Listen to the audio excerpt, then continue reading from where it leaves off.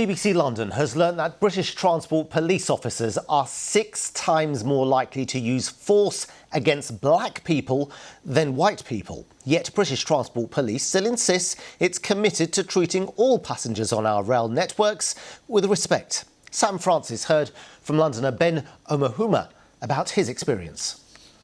This is where they try to pin me down now. I was thinking that's the end of my life, that I was going to die in there. What I was saying now is that I'm dying. Where the police say to me, you're still talking, you're not dying. Ben Omohuma describes the moment he was knocked unconscious by British Transport Police officers.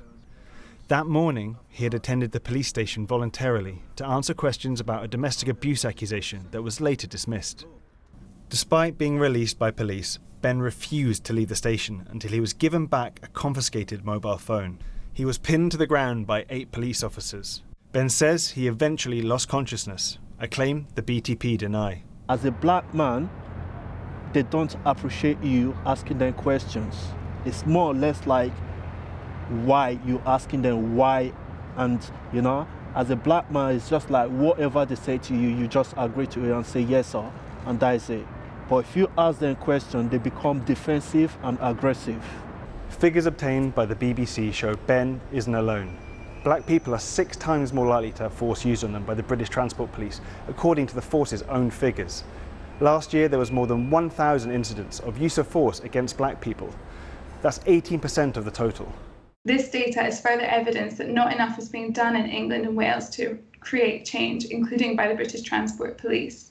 There is an urgent need for structural and cultural change in policing.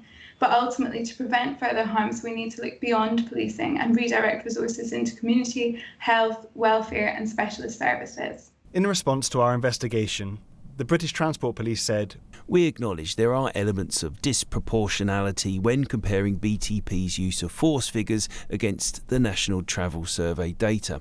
We are absolutely committed to ensuring the travelling public are treated with respect and tolerance, and we will always place the diverse communities we serve at the forefront of our policing approach." 2 years later, the memory of his encounter still hurts. I remember this, and every time I see the police as well, I don't feel safe. All my thinking is, what's going to happen now? What's going to happen? What's going to happen? I shouldn't be scared of the police because I believe I'm a good citizen. The physical wounds have gone, but the psychological scars may take longer to heal. Sam Francis, BBC London.